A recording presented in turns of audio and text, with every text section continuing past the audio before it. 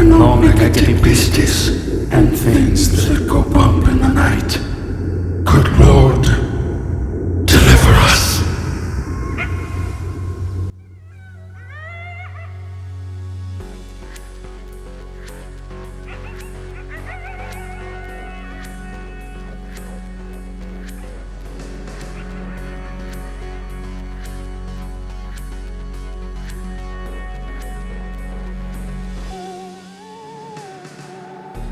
Tonight's guest stars: Andre Churchwell, C.J. Walton, Will Lasley, Alex Maynard, Gregory Lennon, and Kova Brower.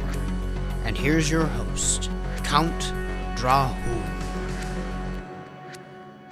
Good evening, spooks and spookettes. Count Drahoon here, and it is time for yet another feature of fright.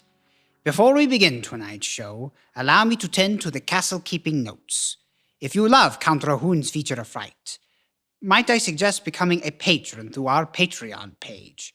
Join the ranks of the undead, along with Yancey Pearson, Morgan Mitchell, Rhonda Gentry, Nicole Johnson, Lucas Lanius, Courtney O'Halloran, Tyler Laney, Brian Veerling, Kova Brower, and Stephen Duke. Become a $10 a month patron to get our episodes uninterrupted and to receive our Scare package, filled with Drahoon merchandise. Or subscribe to Trauma Now for a 30-day free trial and $4.99 for the subsequent months. Of course, tonight would not be possible without the help of our sponsor. Tonight's broadcast is sponsored by Audible, the world's largest audio and spoken word entertainment company. Let me ask you, spooks and spookettes, who loves audiobooks? Your count does. How about podcasts or theatrical performances? I mean, that goes without saying. Audible allows you to listen to your favorite novels, as well as other forms of spoken word entertainment and podcasts, theatrical performances, and Audible originals that you cannot get anywhere else. Go to audibletrial.com/Drahoon today to sign up and get your first credit absolutely free. Again, that's audibletrial.com/Drahoon. Now that is out of the way, let us get into the heart of the matter, and hopefully you won't feel the need to drive a stake through it. This evening we present a therapeutic double feature. Yes, I know. I'm already grasping for straws when it comes to the themes here, but we have a couple of tales dealing with mental health, whether it deals with being in therapy or some sort of illness that would be prudent to see a therapist for. Speaking of, I have taken it upon myself to start a support group for some of my, shall we say, less fortunate monster friends. Having had so much success, I think it is important to give back. So I do it by being an amateur psychiatrist for my monster therapy group. All right, everyone, it's great to see you all here for another session. I must say, you two are both making great progress. Thanks, Count. Now, tonight, as you can see, we have a new friend with us today. Would you care to introduce yourself? I'd rather not. It's ridiculous that I even have to be here. If that's the case, why don't you just explain what happened? All right, you don't have to speak this time. Why not listen tonight and get more comfortable with the group before sharing, eh? Hey, friend, you shouldn't worry so much. The Count is actually a great therapist. I've been coming here for a couple months now, and I feel better than I ever did before. At least you still have your youth, sir. Oh, what I would give to be a young monster once again. I would be so terrifying, like you and Bigfoot. Alas, I am a shadow of my former self, a laughing stock in the monster community. Now, come on, Boogeyman. Remember, we want to focus on today. And not yesterday. Right. And if it helps, I wouldn't let you near my children if I was a human. But you, I, and Daryl have had tea. So? He isn't afraid of me. Well, sure he is. He won't let me leave him alone whenever you're in the room together. Oh, right. I'm only here because I was talked into it. I came out of the water and I was attacked by humans. Things got messy and now I'm here. I just want to be on land, okay? Humans just don't know what it's like to live in water. Always cold and shivering, dark and empty. I just want to escape it. I want to be on the land. It appears to me that you may have a fear of water, sir. I am not afraid of water. I am Gilman. I was born in water. So what if I just wanted to explore land and get a taste of the air? It's okay to admit your fears, Gilman. This is a judgment-free zone. I said I wasn't afraid. Get that through your nappy head, Sasquatch. I hate being called that. Take it back, you second-rate Aquaman. Look here, young man.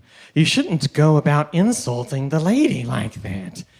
Besides, I say that's high talk coming from someone who's afraid of the water with a name like Gilman. Oh, this coming from Boogeyman? Or Bogeyman? Whatever. At least that... Wait a second. Did you just say... Yes, I am a woman. Okay, this has gotten out of hand. Bigfoot, you're right. This is a judgment-free zone. We will not judge our new friend, and Gilman, we do not call names. Everyone apologize right now. I'm sorry. I can't hear you. I'm sorry. Much better. Now, Boogeyman. Last week we discussed trying new scares. Any progress? I tell you, Count, it's not my technique. It's the kids nowadays. Hiding under the bed, lurking in the closet. These are classic maneuvers that are supposed to work. These children just don't appreciate true terror when I'm standing right in front of them. The other night, I tried scaring this little boy. I jumped out of the closet with the loudest, most horrifying shriek I could think of. And he didn't even notice me. He just kept staring at his iPad. I have never, in my long career, been so insulted. Have you tried unplugging the Wi-Fi? I admire your dedication to staying old school. But I'm afraid it is just that. Old. You have to adapt to a new way of scaring kids or you will be forgotten about. I will leave this open to the group. What are new tactics for Boogeyman to use when it comes to scaring kids? Ooh, what about appearing on the iPad screen? The kid is playing a game, then bam! Boogeyman with the scare. Oh no, jump scares are cheap. Jumping out of the closet isn't a jump scare. No, that is an art form, and it is held in the highest regard. Boogeyman, there's that aversion to change again. This will set you back if you give in to that mindset. Why not just retire? If you don't want to change, why not hang up the boots? You already have a legacy that will last forever. But when was my name last spoken with fear? All I want is just one last scare. Just one more time I want to see the fear in a child's eyes when they look at me. If I can have just one more, I can retire in peace. But not until then. I understand wanting that one last hurrah, and I respect that about you, Boogeyman. You never give up. You make sure all kids will have nightmares, and I find that extremely commendable. But I want you to take the week and really think of new scares. Don't be afraid to think outside of the box. Bigfoot, how has your week been? Well, I'll put it to you this way, Boogeyman. It could be worse. You could always be the Sasquatch roaming the woods. You think you're a joke? Have you ever seen those commercials on TV where the humans are always pulling pranks on me? Now that is a disgrace. And they always depict me as a man. They are funny, though. At least you always get the last laugh on those pesky humans. But that's just it. I don't want to hurt or scare people. I just want to be accepted for the beautiful woman that I am. My week has been terrible, Count. I saw these campers and I wanted to say hi, but they took one look at me and ran off. You must introduce yourself, Bigfoot. Have you thought about opening a Facebook or an Instagram? Why not use social media platforms to bring people into your world? I thought about it. But what if everyone just thinks I'm that impersonator on TV? It's a risk you have to take. Just like Boogeyman, you have to move out of your comfort zone to bring the changes you want in life. Isn't she supposed to be happy just the way she is? If she goes through with all these changes, she's just going to be another girl. She will not be Bigfoot anymore, and she'll lose the one thing that makes her unique. Oh no, he's right. I don't want to lose what makes me me. Yes, but self-love is also important. I think a lot of the problem with your approach is that you lack self-confidence. I don't want to change who you are. I want to highlight what makes you, you. Does that make sense? This is why you're the best, Count. You just get us. Bigfoot, I want you to get together with Lunaticia and see if she has any makeup. Maybe you two can go shopping together. That will really bring out that feminine side of you, and Luna can have more girlfriends. Do you think it'll be bad for my fur? I am sure you will find something that will suit you. Okay, I'll do it. You go, girl.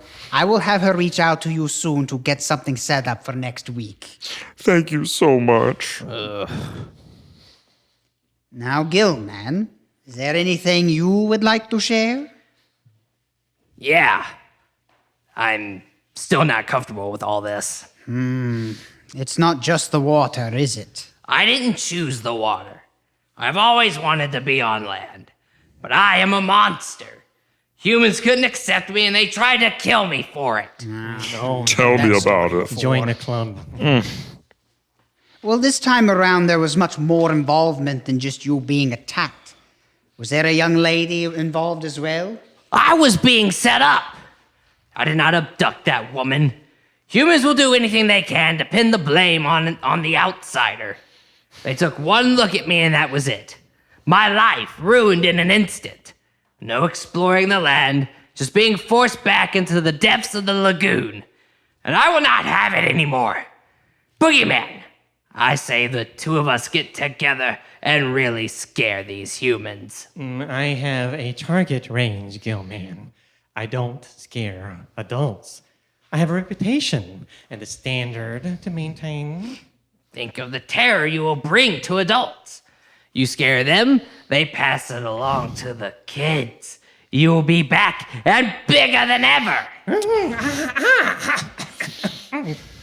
I don't like this. Count me in, Gilman. The boogeyman is back. Now, wait a minute. Hold on a minute. We're not done with the session. Let's go. Men, We'll have to do a follow-up with them later. For now, let me pause here to thank our sponsor. Pulp Factory is a monthly short story contest with an e-zine that harkens back to the golden age of horror and science fiction literature. It is a place for artists to vie for publication and bragging rights and hone their craft through friendly competition. Once a month, Pulp Factory publishes a piece of inspirational pulp art. Writers then put together original works inspired by our prompt art. These stories and this process throws back to the way that pulp magazines churned out some of the best genre literature of all time. It's a place for writers and artists to flex their muscles. It's a place for fans to get to see the best in indie, underground, and up-and-coming writers. Come and celebrate the weird, the macabre, fantastic, and the amazing with us. Pulp Factory e-zine. You can find us on Facebook and on the web. For our next tale, we turn our attention to a creature that is rarely talked about nowadays. However, it is unclear whether or not this entity is a ghost, an invisible yet conscious force, or even if it exists at all. I am speaking of a being known as a Horla. The same kind of phantasm found in French writer Guy de Maupassant's The Horla. Of course, before we even begin to answer that age-old question, what is a Horla? This evening we endeavor to answer that, especially now that we know that a Horla lives in room 303. Hi, this is Rich. Sorry I missed your call, but if you leave me your name, number, and a brief message, I will get back to you as soon as possible. Thank you, and have a great day.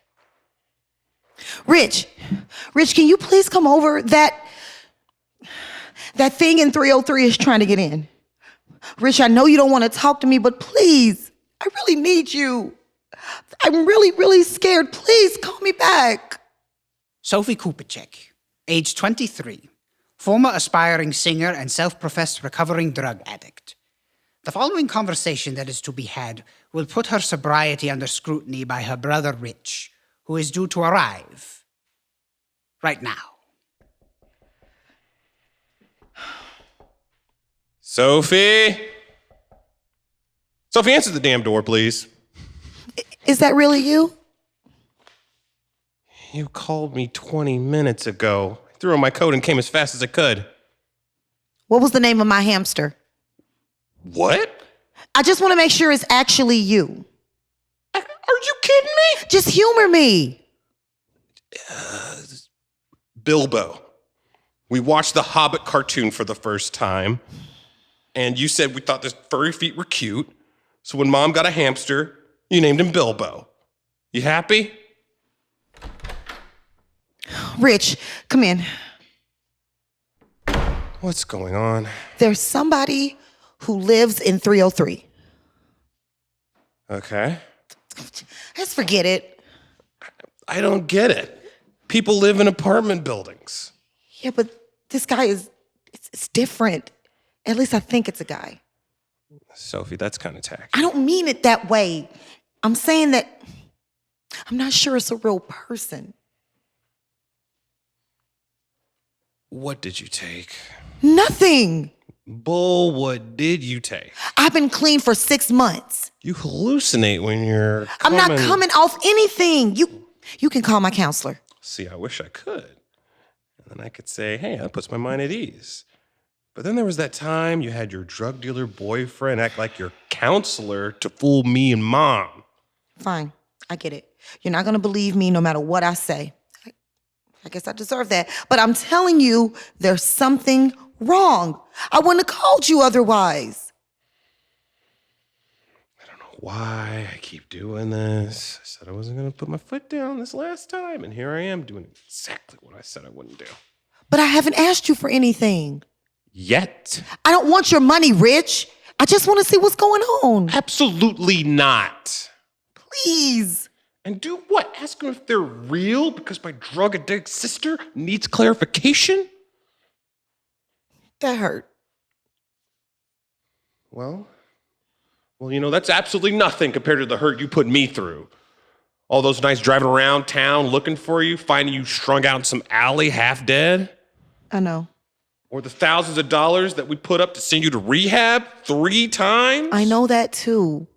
Or all the lies and anger you put us all through. I know that. But I swear to God that this isn't like those other times. Like I haven't heard that before. Sophie, you can't. Shh. Listen. It's him. How do you know? I know his footsteps by now. This is creeping me out. Well, open the door and get a good look at him. This is ridiculous. Please. It'll prove my point. Fine. Did you see anything? No! That's my point. Well, those are probably the pipes. From the floorboards? There's a downstairs. It's probably from that, Do pipes slam doors? It could have been another neighbor. It was right next door in 303. So what? A ghost? You don't believe in that crap. I don't know. I hear him talk. He opens doors. He has footsteps. It's like he's an invisible person. Maybe you're not high. Well, that's a start. Well, I think we should get our money back. Because those counselors didn't address any mental disorders. Rich, You sound delusional. you heard it too. I heard a noise. That doesn't mean that I saw a ghost or an invisible man walk into the apartment next door. Okay. Well, then go find out for yourself. What? If I'm crazy, then go next door. Knock on the door and see if an actual person comes to the door. I'm not going to bother somebody in the middle of the night and ask them if they are invisible. Then make something up. Here, look, I'm out of sugar. Ask him if he has any. This is stupid. I guess we won't really know until we know. Fine. We'll do it your way.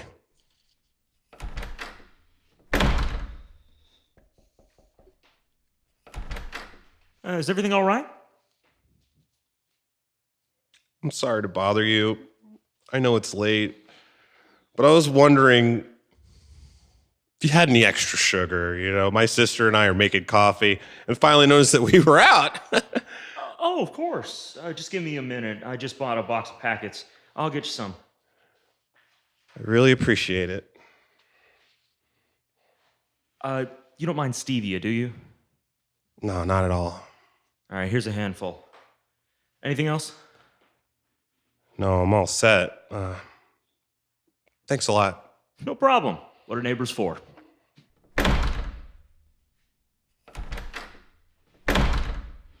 Well, Stevia. Better for your heart. did you see him? Yes. What did he look like? I don't know, a guy. You didn't even go in, did you? It's over, okay? The issue is settled. A normal, generous man lives next door. Yeah, but No more, Sophie. I really mean it this time. I'm done. I can't help you. You still have these things you need to work on, and I need to live my life. I'm not. Please, just get help. If you don't, you'll go back to using. If you haven't already. Please don't go, Rich. Look, I'm really scared. Please stay with me. You are the only thing that can hurt you. The monsters you're afraid of are all in your head. They won't get you unless you let them. Rich, Bye, Sophie. please come back. Huh? Hold on a sec. It's you. Poor little Sophie. How could he not see you the way I do? Your brother already made up his mind not to believe you. I simply built on that. Who are you? You know exactly who I am, Sophie. I've always been here with you. You've always heard my voice. You just chose to believe it was all in your head instead of facing the reality. No. I tried to drown you out. There wasn't enough drugs or drinking I could do to shut you up. Or are you sure you did those things willingly? No, I made those choices. We both know how convincing I can be. Don't you remember your cousin's Sweet 16? The horrible knockdown, drag-out fight you started over the fact that your aunt and uncle bought the car you wanted. I was high. No, you weren't. That was me. Want to see how I did it? No. Too bad. Open the window and scream as loud as you can.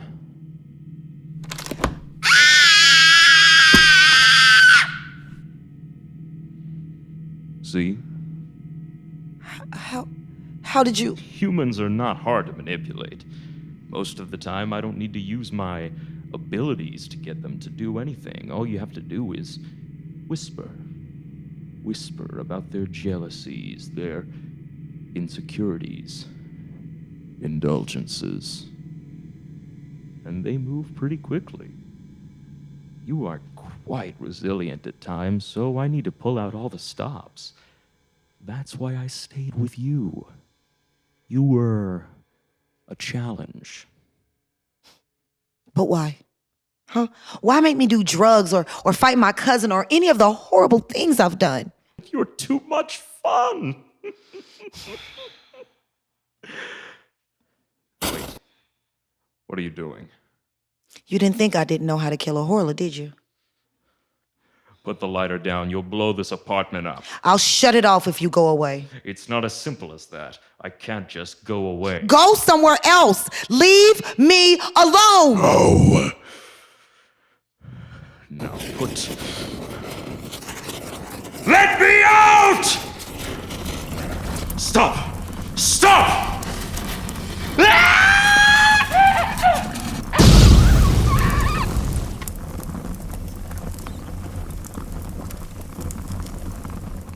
A few hours later, Rich would receive a visit early in the morning. Hi. Can I help you? Are you Rich Kupacek? I am. I'm Detective Kimball. Mr. Kupacek, I think you should come with me. For what reason? It's Sophie. You can just keep her there if it's what I think it is. I'm sorry? What is this time? Trying to score her hit in the park? Oh my God, is she prostituting herself? I'm afraid it's worse than that, sir. She's dead. From... No. She didn't overdose. There seems to have been an explosion last night in her apartment. Detective Kimball drove Rich to Sophie's apartment. At this point, Sophie's remains had been removed to spare Rich from having to look upon such a sight. However, seeing what remains of Sophie's home proves to be a nightmare in of itself. No one else was hurt, but this was a pretty big explosion. We had to shut down 6 blocks. Was it Self-inflicted? Yeah. It's inconclusive right now. Do you think she would do something like that? I don't know. We had a pretty bad argument. I'm sure she was upset. What could have upset her so much to want to take her life? I disowned her. How come? Does it matter? It might. I'm just trying to cover my bases. She kept saying that some invisible man lived next door, so I assumed she relapsed, and I cut her out. I don't need your judgment. I'm not judging. Matter of fact, I understand where you are coming from. I just find it odd that she thought anybody lived there. Wait, what do you mean? Landlord said no one lived there. Poor thing. She must have been hallucinating. Are you sure about that? Positive. Want to see my notes? Oh, there has to be a mistake. I met her neighbor. I talked to him. He lent us some sugar. Do you remember what he looked like? Well, that's odd.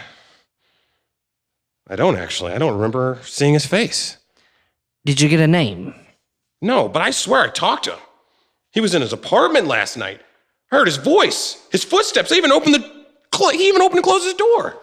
Take it easy. I believe you, Mr. Kupacek. I know it sounds strange, but I hear the honesty in your voice. I've been doing this a long time. I've seen strange things, so I'm sure the truth of this case isn't anything I can't handle. I didn't know she still had this. What's that? It's a short story collection I got her after her first stint in rehab. She was gifted, really big on literature. This one had her favorite, Which one would that be? The Horla by Guy de Maupassant. What's a Horla? Well, it's a... Oh my God. Is a Horla real? Or is it simply a figment of our imagination? Perhaps it is an invisible, extraterrestrial being, according to H.P. Lovecraft, or simply a euphemism for insanity. One thing is for certain. Richard Kupacek will be haunted for the rest of his life by these series of events, whether they were the hallucinations of his sister's drug-ravaged mind, or if it was in fact a strange being, a Horla that lived in room 303. And now, before we go tonight, let's check on the status of our monster therapy group. It's good to see you all again. Hi, Count. Let's see what kind of progress we've made. Boogeyman? Gillman? I'm almost afraid to ask, but how did the Reign of Terror go? Well, we didn't get too far, actually. No? No, dear Count, you see, Gilman and I were approximately 15 minutes into our spree when we sort of had an epiphany. Interesting. Yeah. We talked for a bit on our way into town, and what, Gilman? Well, we stumbled upon a group of humans. They didn't run from us, but they recognized us. Not only that, but they seemed to be in awe of us, totally enamored by our monstrosity. I'm missing something. They were not afraid, but you were fine with this? Yes, but Count, you missed the point. All along, I felt that in order to have dignity, to have respect, I needed to be feared, to be scary like in times of old. But this group of humans helped me realize something. I am respected. Yes, I may not be scary anymore, but my reputation has preceded me so that my legend will live on through the centuries. I have nothing to prove, and these humans showed me that. They showed me that I had what I wanted all along. Respect. Well, that's a very odd turn of events, but if you're happy, Boogeyman, I say well done. Also, those humans were on their way to a dance club, and they were gracious enough to invite me to go along. Needless to say, I have discovered my new passions and have redefined what it means to be the Boogeyman.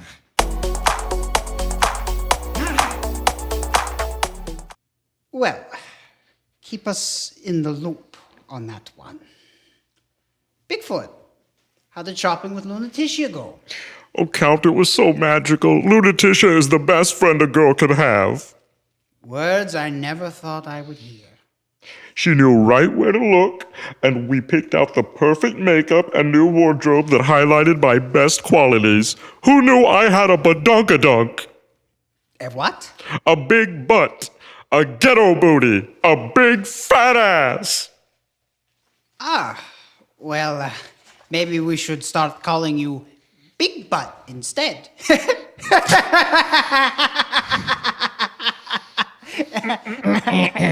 it's a good thing you're not a comedian. Well, I see you brought a friend, Bigfoot. Oh, yes. I know he's not a monster, but this is my boyfriend, Hector. Hi, Hector. Hi, Hector. Hey. We're still really new, but we're taking it day by day and loving every minute of it, right, babe? Yeah. Well, good on you, Bigfoot. I'm very happy for you. I think it's great that you're in a relationship, but you need to be careful. What do you mean? This new sense of confidence that you feel shouldn't be pegged on the fact that you're with someone. It should be rooted in the fact that you are you. You've done great with the self-love stuff. But be sure to remember that this is a highlight, not an upgrade. You're always as beautiful on the inside. Oh, you're gonna make me cry. Oh, right said. Very insightful, Gilman. Thanks. Now, no pressure at all, but it would be nice for you to share as well. Yeah. No judgment. Come on, old boy. I've noticed that you're very quick to offer your 2 cents, but you really haven't given us a chance to hear where this comes from. Okay. Here goes nothing. So, I became afraid of the water because those humans I ran into made me afraid of it. The thing is, that water was my name. And those people came in and they robbed me of my peace of mind when they tried to take me away for scientific observation. How awful. Those buggers. After Boogeyman went on to the club, I walked for several blocks until I got to the docks at the edge of town. And I stared at the ocean for several hours. And you realized you weren't actually afraid? No. If it's not obvious, I couldn't breathe. I realized my lungs were only good for a few hours before I needed water again for my gills. So, I blacked out from oxygen deprivation and fell into the ocean. I woke up after a while in the calm and gentle rustling of the current underwater. I felt peace, no sense of panic or imprisonment. I hadn't felt this way in a long time. I finally felt home. And even though I'm still dealing with the trauma from those humans, I will not let them or any human steal home from me again. The right said. Way to go. A truly fantastic breakthrough, Gilman. Absolutely wonderbar. I'm very proud of you. I really gotta hand it to you and the group. I know I was hard to get along with at first, but you chipped away at me. And if it weren't for you all not giving up on me, I couldn't have overcome my fear. So thank you all very much. Good show. Anything for you. Good job. Well, I know it seems drastic, Gilman, but I think you have what it takes to take the reins of this group. What? Why? Are you sure? Do you think that's a good idea? I do. You're very wise beyond your years. You have excellent insight, passion, and you aren't afraid to dish out some tough love when needed. I'm honored.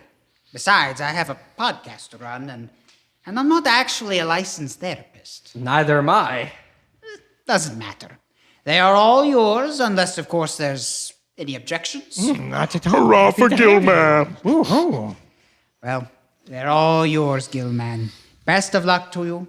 And for now, Spooks and Spookettes, that's all the time I have. But be sure to join me next time for yet another feature of fright. Until then, as far as things go, when things go bump in the night. There are such things.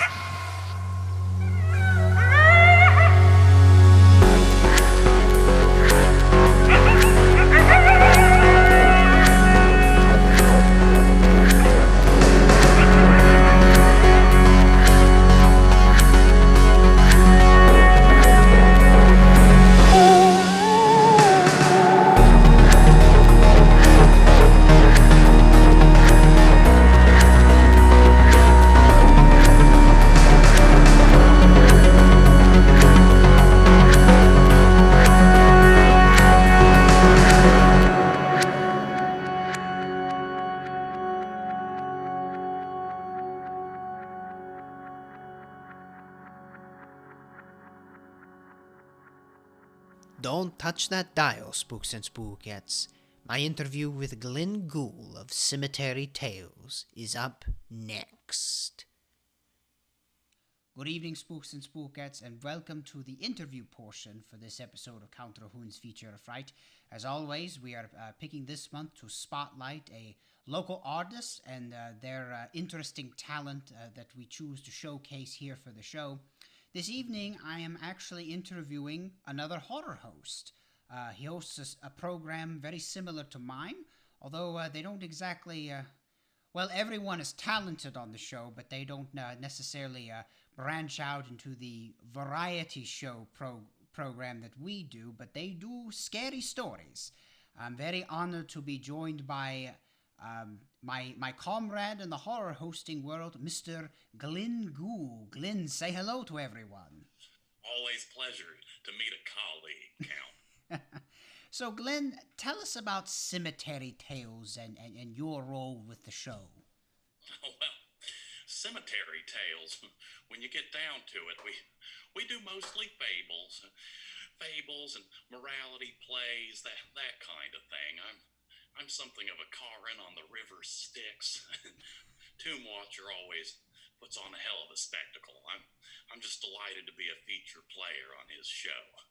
we've got a great production going on. We've got a nice little place down there at the Helmet. It's a great little club at the funeral home compound. I'm learning a lot about occupancy licenses and various other ordinances. And every blue moon, we get a big show moving. We resurrect the old souls for telling stories and drinking and carrying on and jokes. Really, the Tomb Watcher put this together. I got the call. He owed me a favor. He was up the river Styx without a paddle, so to speak. The Tomb Watcher, in his undead wisdom, made me master of unnatural ceremonies. Oh, what a beautiful title! I should have taken that a long time ago. I didn't. But now you have supreme knowledge of occupational licensure and probably patent law. So I won't even begin to try to fight you over that in court. But so tell me, Glenn, is this the first time you've sort of taking on a hosting or a featured player role before, or have you done other shows before? Have I hosted before? I've hosted all kinds of things, Count. Ticks and tapeworms and all manner of vermin, big ones and fat ones. Really, I've mostly hosted funerals and nickel beer night down at the Titty Twister. I age steaks. I run them out of various homes. My father says, if you die doing what you love, you never work another day in your life. A lot of people say I have the best aged meat. Some call it decomposed. I'm in the blood business, Count, you know. Fingers in many bloody pies. I'm a businessman. I like to lick it all up. Oh, that's wonderful. Did you still have any contacts in the blood business? Oh, that's the secret. You want to have many ways to source it. That's why I move it. Well, I can source it. Of course. I don't want to put you on the spot, but it's always nice to broaden your horizons, so to speak. And we'll talk. You and I'll talk later. Good, because I haven't had dinner yet. So you know, you have a dark sense of humor, and I probably already know the answer to the question, but are you truly this sadistic, or do you just sort of, maybe your bark is a little worse than your bite? No, I try to keep a balance. I'm a level guy, equally as masochistic as I am sadistic. I walk right down the line. I'm down the middle, like spiked heels down my back, Count.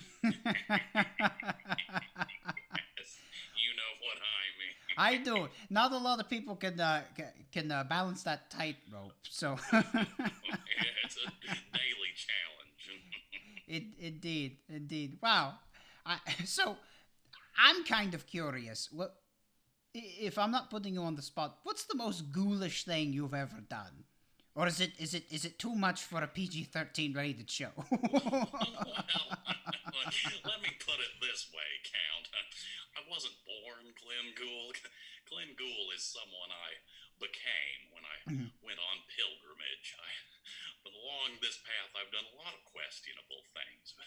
The most ghoulish thing I did was, well, make love to my wife. We conceived our firstborn, our first demon seed to grow out of our union. And the deeds of that beautiful day were likely the most ghoulish things that I'll ever do. Well, how is that ghoulish? Well, it's a demon seed, Count. Oh, well. Time will tell. The future knows. I was hoping for something a little bit more delightful because I take it very seriously. Well, I respect you for your craft. It's just that me and demons don't exactly get along. We're like,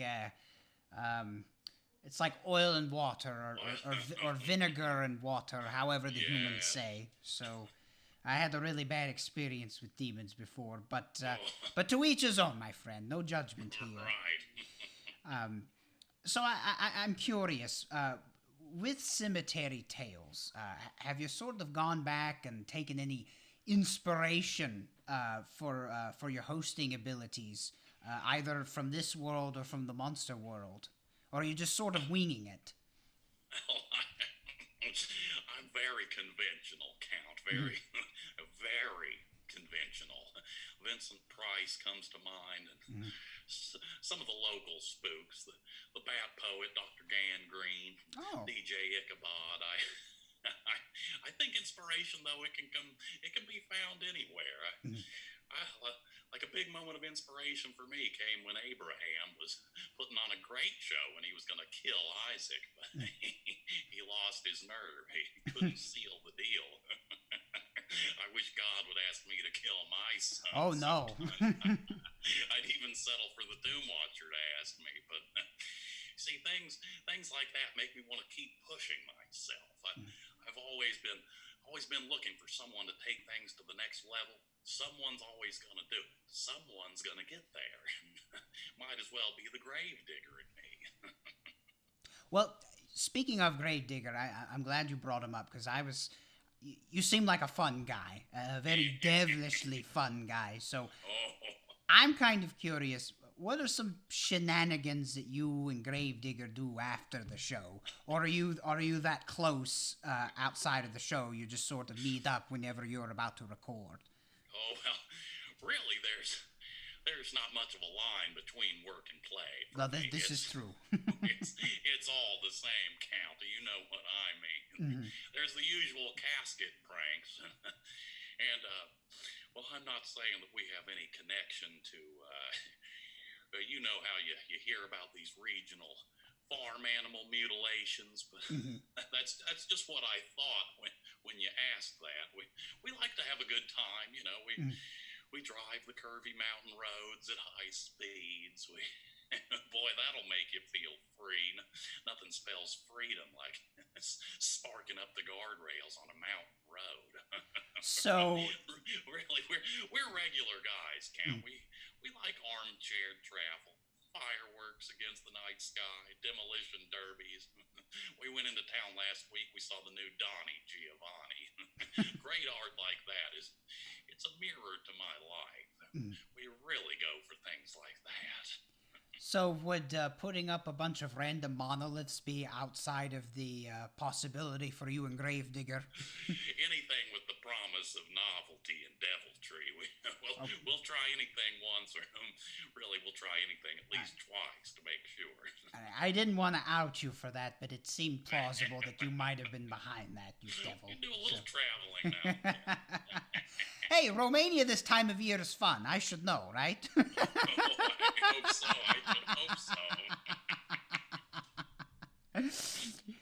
Well, besides being a ghoul and a host, you sort of hit on this a little bit, but what else do you like to do, once it's time to sort of hang your hat on the headstone? How do you unwind? Surgery. Undo a few stitches. You know what I mean. I like to take the hair shirt off of my back, Count. I get around to things. I'm just like one of the guys. I have a chair. I work hard. I play hard. And I like to help my wife in the bedroom. You must be a very good husband. And I might have to dust off the surgical skills. It's been a while. I have sort of a teenage Frankenstein son, but I haven't really done anything outside of that. So I'm sure you'd be a great raconteur with the surgery. So practice makes perfect. Indeed. Count. You want to start with the little homunculi, then you move on. You got the idea. Oh, that's the spirit. See, you don't have any sort of official training, do you? Or did you come from the School of Hard Knocks? See, I was one of the University of Heidelberg's first non-traditional students. I took night classes for obvious reasons, but I didn't know if maybe we had bumped into each other during the night classes or not. Well, I took a little turn at Cambridge to study literature, the Malleus Malfactorum, and that sort of thing. But embalming arts and that sort of thing came more in practical, just on the job kind of work. Well, excellent. No, I I love a man who's about practicality, so I admire that in a ghoul. Now, if we survive the plague, have you at all considered doing a live Cemetery Tales show, or do you think that would be too gruesome for the general public? Well, I found that plagues come and go, but the show must go on. This all started, actually, the Cemetery Tales. It started with the dream of making a motion picture, but I and the cemetery folk, we have an interest in cinema, we have an interest in theater, animation, we have an interest in a lot of things. Every sensory organ that you have, we're interested in stimulating all of them. We want all the inputs, no holds barred. Perfect. And what other kinds of stories can we expect from the show, and which ones are you looking forward to debuting on the show? Well, we've got a Christmas special coming up. That'll include a twist on a classic story, and we got a new fairy tale in there. We've got episode 3, conclusion. That'll have the conclusion to our haunted housewarming saga. You won't believe how it looks when we pull that twisted thing out of the oven. Gruesome stuff. The kinkiest stuff you've ever dreamed of. Stories about sexual torture and terror, butting heads and bashing butts and demented deviants. There's a tropical tale of deceit and self-destruction, double-crossing and two-faced friends. Getting me excited. It's just going to be much more of what we've been doing on the show, telling stories that'll titillate and terrify, make your skin crawl and belly jiggle, put a gurgle in your giggle, make your uvula wiggle, that kind of thing, Carol.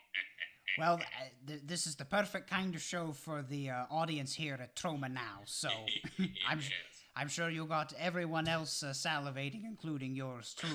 Thank you. Now, I guess you sort of alluded to it. So the show has been released.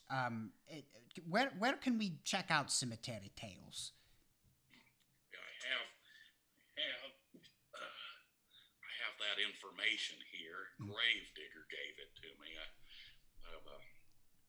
It's my understanding that you can find our material on YouTube, and we have a channel there and Instagram. That's Tomb Watchers Cemetery Tales, and we're soon to be found on various podcasting platforms.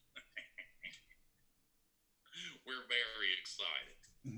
That's excellent, and I'm going to be sure to have all the links for this in the show notes page. Thank you. So that everyone can enjoy Cemetery Tales as much as I do. And I really do. I wouldn't be just saying that. That's the whole reason why we have this portion of the show, because we want everyone to know about all the, quite frankly, all the things that go bump in the night. And I'm sure Cemetery Tales is sure to make a loud bump.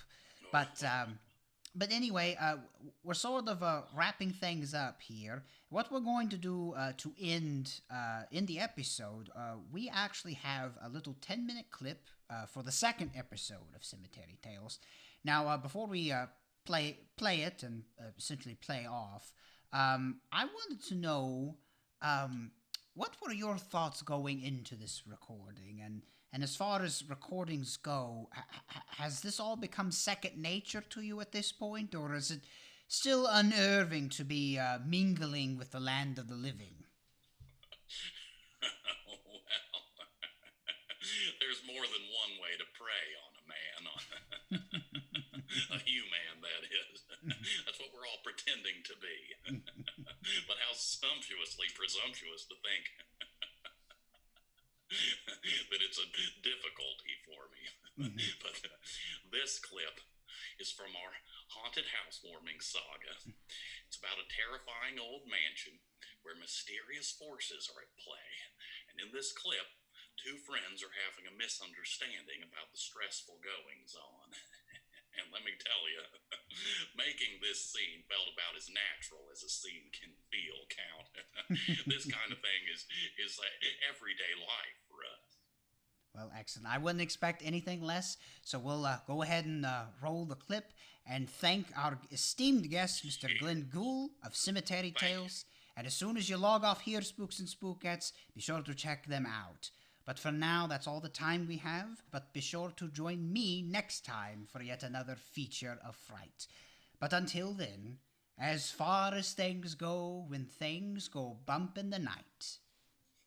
There are such things.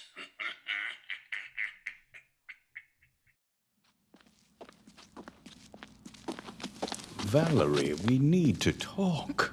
I know, Amos, but you're embarrassing me in front of my new friends. Really?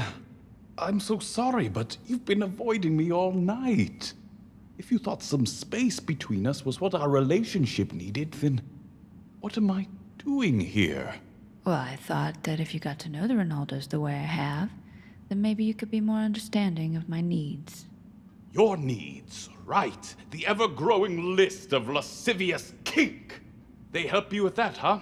They fire up their gizmos in the games room here, huh? Just wind a crank, flip a few switches. Huh. Like what Isabella and Juliana were up to God knows what when we walked in. Juliana's clearly so humiliated she's off sulking somewhere, as she should be. Acting like animals in heat. It's disgusting. Wow, Amos. Tell me how you really feel. You really shouldn't be messing with these mechanisms.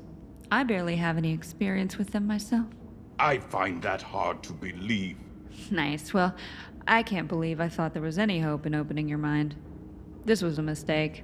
I really think we should just... Oh, come on, Val. I'm on a learning curve here. I'll come around. But what does this thing do? Seriously? Of course. I imagine you just lean back on the panel here. Yes. But I don't think I should... Relax. How else am I ever going to learn? So this strap goes around your hand? Wait, Amos, are you sure? Of course! And this strap goes around your other hand. There.